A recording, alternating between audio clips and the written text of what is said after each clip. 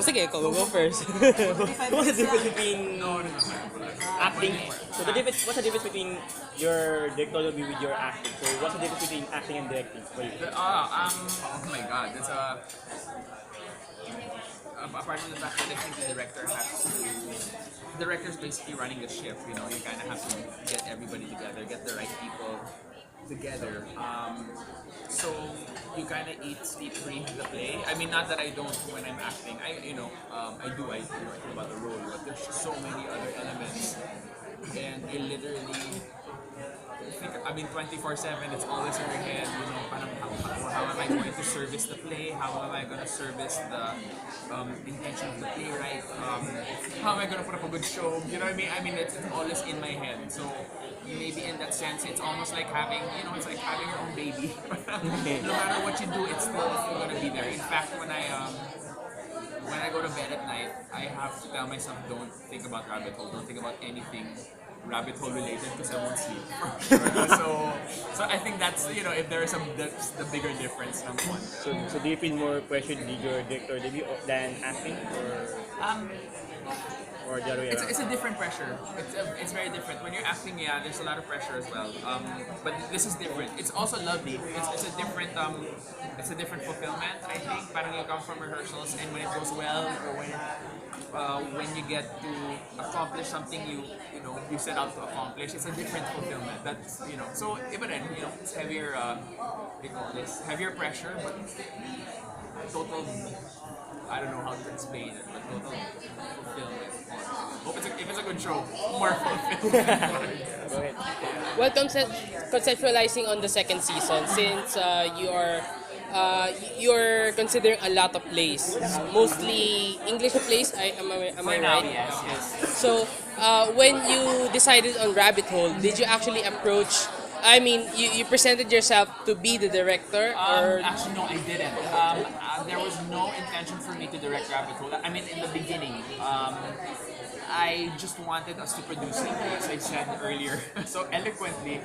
It's my favorite play, and so when we were thinking about plays to open the second season, I pitched Rabbit Hole. I said, hey, let's read this. No intention to direct it. I just wanted us to, you know, to put it up. And I just remember when we decide kasi on plays for any season, we sit down and we read it together as a company just to see, you know, if the language is wonderful, if the play is a good fit for our company. And when we started reading it, I felt it. I just felt this. Oh, it's mine. I just knew it. I knew this is what I wanted to direct. So I knew I didn't want.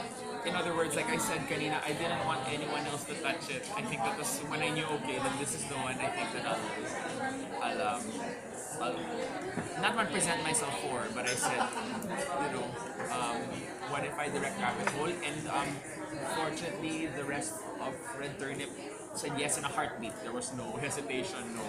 They're like, yeah, it's your turn, go.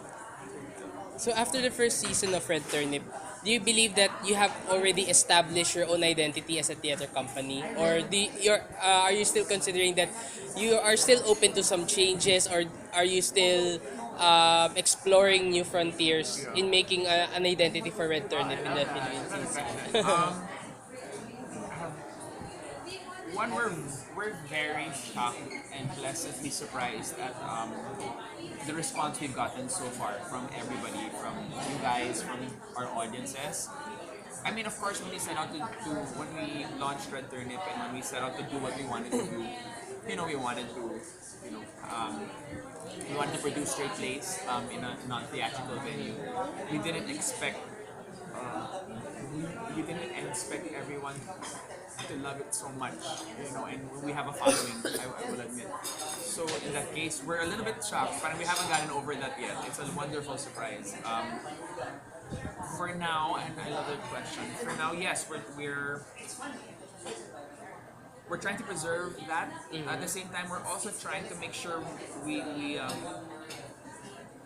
put our stamp, you know, our own little kind of footprint in the theater community, so to speak.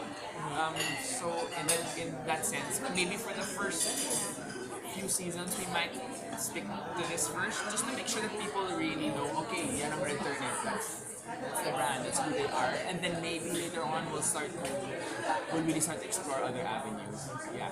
And as of now, we're also doing. We're sticking to what we love. So we love this season. We love the plays we chose for this season and the plays we're planning to do next season. We're going through it. Just we love that. Let's do it. There's a 2010 film version of Rabbit Boys. Yes. Are audience going to, are they going to connect with the movie, or are they going to experience it differently? I hope the experience is differently. Actually, the movie is still pretty faithful to the play in the sense that the playwright still wrote the screenplay for it. Of course, he had to shift it a little bit to fit the what do you call this? To fit the medium of a movie. Kasi iba rin ang medium ng movie sa play, di ba? The main difference is that the play is actually more ensemble heavy.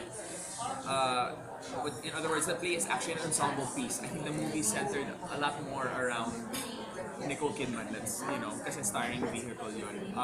So the play is actually a lot funnier too. The movie's so heavy. If you've seen it, yeah, parang you wanna kill yourself after.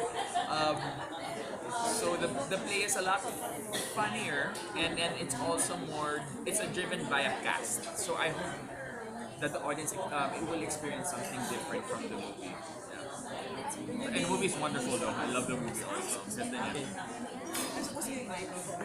They're both there. So Yeah. Will you be expanding your audiences? Since for the first three plays you have for this first season, most of them are mature in nature. yeah. So are you also for the following plays, do you also, or for the future plays you'll be also producing, will you consider probably expanding to a more family team play, or probably a more family friendly plays na it's not really strictly for adults only?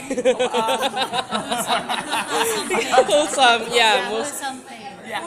Well, the first season, admittedly, they were a bit more mature for mature audiences. Also because that's what we wanted to do at the time. For the second season, this is what we want to do. For now, it's not a. I think language-wise and theme-wise, I think the only reason that young children aren't encouraged to attend the two plays in the first two are, the approach is the tone is kind of more mature. It's not fast enough for, I think, the young children. But I think we're segueing into the third season. Definitely, I think we can already expect some younger audiences. But growing up, we had young teens come and enjoy. They were with their parents, and we had a great time. There's parental guidance. Parental guidance. Yeah, we just encourage parental guidance. The themes are so universal. I mean, if the parents are opening up and want to encourage mature thinking with their children.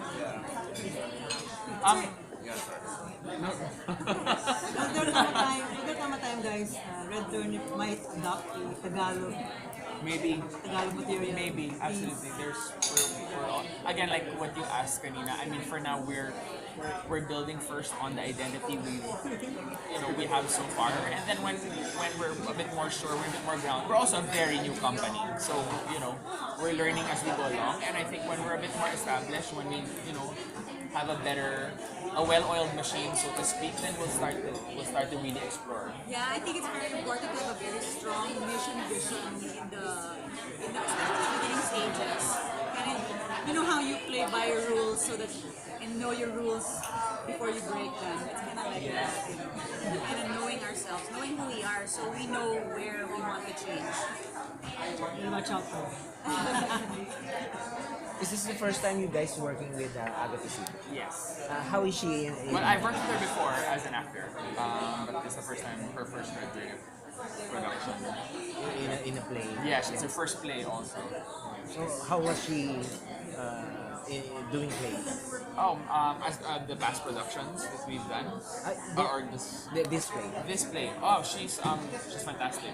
One is she's so hungry for it. It's something she's been wanting to do for a long time. The schedule was right. The role was just absolutely something she wanted to do. everything fell into place, and so she loves it. I think she, well, you can ask her. If she doesn't, then you tell me. Uh, But the role of Becca is not straight drama here in the play. It's It's all shades. She plays all the shades. She gets to be funny, gets to be very heartbreaking at the same, like I said, kanina, and it's also a very challenging role. And I think she's just so happy for the challenge. Like she said earlier, I think she was saying that she's been doing TV work and film work for a while, and there's really nothing like theater. There's really nothing, the training and the preparation for it, and it's so different from film and theater, film and TV, and she's embracing it 100%. She's excited. Red Turnip is establishing its name as parang medyo pagka-hardcore sa play. Hindi ba kayo natatakot if you change like you said earlier, may plans to go mainstream or something parang ganon. Are you not afraid if you go to that direction? For now, we're not classifying in terms of mainstream or indie. I don't know, we kind of gravitate to certain kinds of material. And I believe if we stick to our vision and the quality that a certain quality that we uphold, I think we should be okay.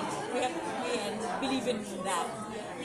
We just trust that people will also like that as well. And so far, it's been great for both Closer and Cock. And especially for Cock, so just the title of the play was kind of like, well, not gonna come, but it was And we don't set out to do hardcore stuff. I mean, we don't sit down and be like, what is the most hardcore, what is the edgiest, whatever. We read something, and if it feels right, if it's something we really want to do, then we do it, regardless of, I mean, it just so happened those two plays were the ones we wanted to do for our first season. So if you read something that's a child's, like a play aimed for kids, but it's so wonderful and we want to do it, we'll absolutely do it. We're going by gut. We're really going by gut, to be honest. And then people are responding, and we love that. So, do you plan to produce more plays per season in the coming years to come? In the coming years? Do you plan to produce more plays per season in the coming years? Yes, hopefully. If you guys keep coming. Okay. Then we can produce more. If nobody comes, we'll produce one play every 10 years. But do you have enough materials right now, or are you searching for more? oh, there's a lot. We have a lot. We are planning ahead. Yes, we're absolutely planning ahead. Yeah, we're very excited. Okay, in your own opinion, for for both of you, what is the reason why we should watch Rabbit Hole?